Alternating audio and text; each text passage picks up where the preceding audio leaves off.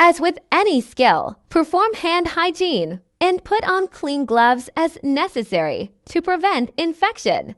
When you are cleaning wound, the solution of choice is 0.9% normal saline. Nothing else. When you're simply doing a dressing change, because it will not destroy the bacteria.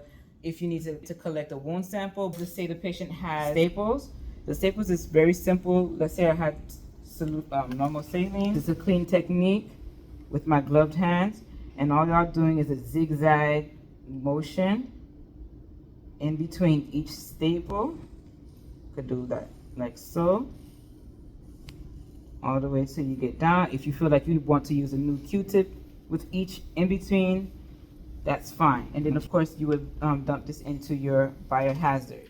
You would do in between, and then you would do on the side, new swab of course. And then if the physician wants it to be air dried, you just let it air dry and that's it, okay? If the physician wants a tegaderm, then you would put a tegaderm is like a clear dressing. You can put a clear dressing on there, and then that's it. Then you have more complex dressing. Not all of wound care will require sterile procedure. For those that require you to do a sterile dressing, what you will do first, okay, you will assess if there is a dressing on top, assess the condition of the dressing. Is it clean? Is it dry? Is it intact? All right. Sometimes you may come into the room or a patient and there is no dressing. You might find that as well. Still, you got to take care of it. Note the condition of the wound. And when you're noting the wound, you're going to first remove the dressing. Sometimes when you're removing the dressing, you may need to use an adhesive remover, or some people would like to use normal saline. And then gently remove the dressing. This dressing right here is called the ABD, or an abdominal dressing. I'm going to note the condition, noting for what's called the acronym COCA, which is color, odor, consistency, and amount. Still clean, dry, and attacked, right? Dispose. Now, I'm going to now remove the gauze, and I'm going to count how many gauze I'm removing, because that's going to also indicate if the wound is getting better or if it's worse, right? 1, 2, 5. All right, so what I noticed with this wound, in addition to noting the stage of the wound, and this would be, is down to the bone, so it's a stage 4, I noticed that there's tunneling in the wound as well. Tunneling is where you see now there's like little caves inside. So I'm going to note that. Also, I'm going to measure the tunnel with a swab stick and my ruler. One method you can use is the clock method to identify the location of the tunnel. So I would say around 11 o'clock, I put the swab gently into that area, and then I put where my thumb towards the skin. That's where I know it's gonna stop. Keep it there, keep my thumb there, or my finger there, whichever finger you prefer to use, and then I'm going to measure it against the ruler. All right, and this is about 2.5 centimeters. Make sure you pay attention to the unit that you're using. If you're going to start off with centimeters, then continue on and document so that the next person will continue the same unit, okay? Do the same thing, 12 o'clock, okay? This is about 2 centimeters, and I keep doing that until I've measured all the areas that has a tunnel.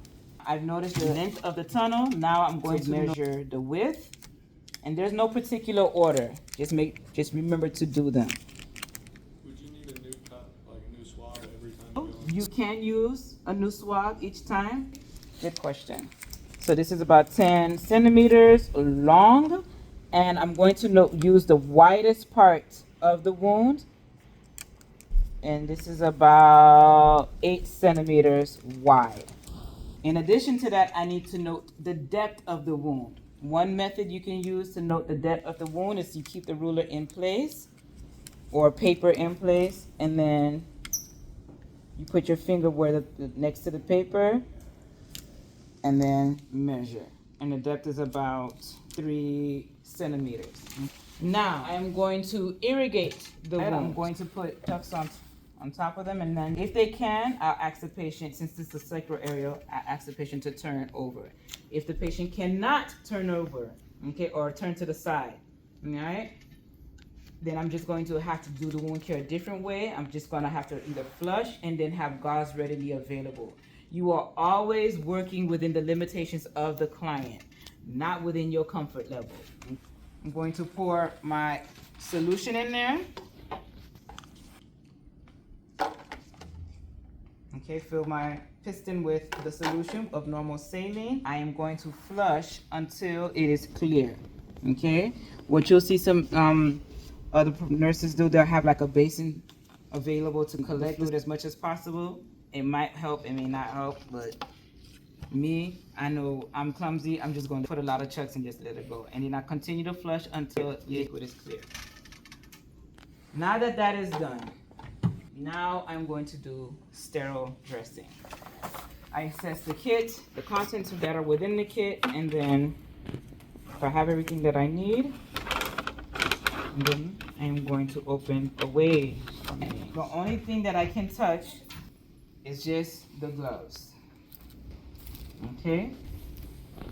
Of course, I perform hand hygiene before I even touch the kit, and now I'm going to apply down on sterile gloving. I push this to the side.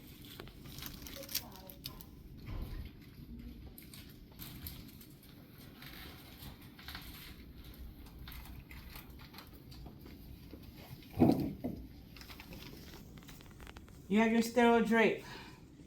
You are going to make sure that the sterile drape does not touch your body, okay? You can safely place it like so, or the other way after you have unfolded it is like so, okay?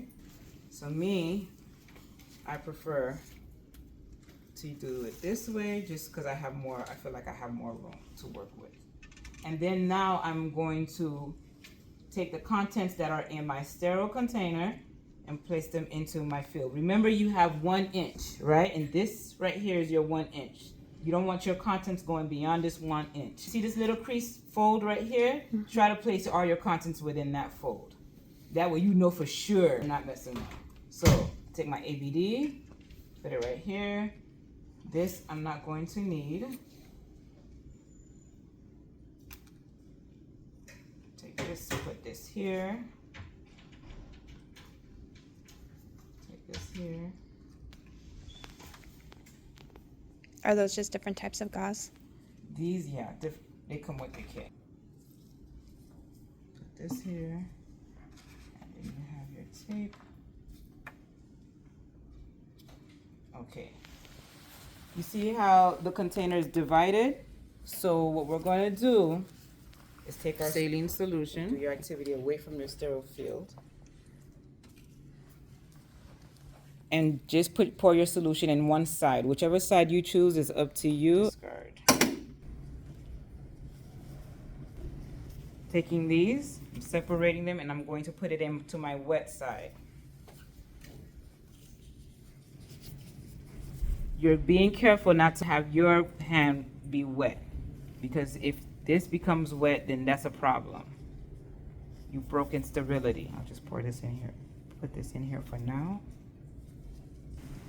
These I'll use later on. I'm gonna just turn this around. Now, I'm simply going to make sure I have all of these pre-moistened. I choose to pack the wound using my sterile forceps. I'm gonna go ahead and squeeze excess liquid from the gauze and kind of separate it a little bit to facilitate placing it into the wound.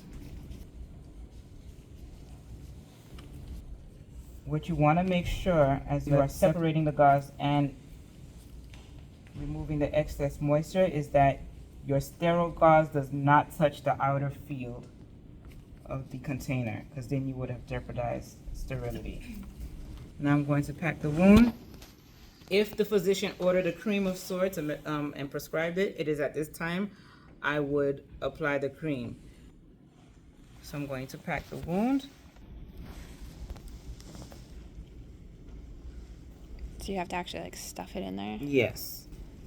This is clean, but not sterile. So this is not going back into my sterile area. Field. Does that make sense? Okay? This remains sterile. So now I'm just simply going to transfer. One thing you can do is simply go like so.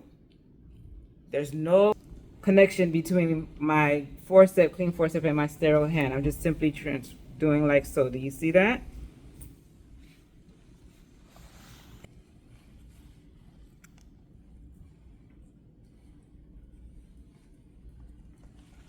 Do you have to count how many you put Yes. into? Thank you. What you count, you want to count how many you put in because you have counted how much you took taken out.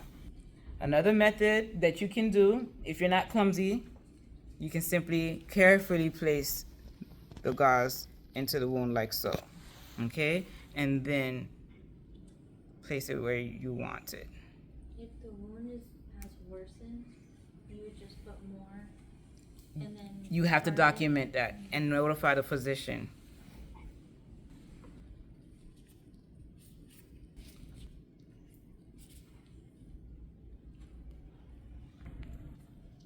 Okay, 1, 2, 3, 4. That's 6. Optional, you can put a dry gauze over this before you put the ABD. Now I'm clean. I did the sterile part, okay? And then I put the ABD on. I'm going to tape. You can place it, the ABD, long ways, vertical or horizontal, but I will place it like so because if I place it this way, I risk if the patient has any fecal matter that, you know, when they defecate, it might soil the wound. So to avoid that or minimize the chances, I would just place it like this and then tape. But that this patient is not gonna be, for the most part, laying down still like that, because he or she gonna be in pain. Yep. And this stuff, even if you medicated them before, they're still gonna be moving around and in pain. So Do you have to use forceps? No, you don't. You can use your other hand. Yes, you just want to make sure You don't touch it. you don't break sterility. Now you notice there's a little concave right here, and you want to make sure you address that. One way I do is as I'm taping, kind of press as I go along, because you don't want that to be lifting. Now please, you do not need to mummify the patient with a lot of tape. It's just enough to get the job done, okay, in terms of keeping the dressing intact. I can remove my gloves. Hand hygiene. So what you can do is simply date, and I put my initials. If you want to, you can also put the time. Just put it over the tape. Because if it's over the wound dressing, you may not be able to fully and properly assess the condition of the dressing.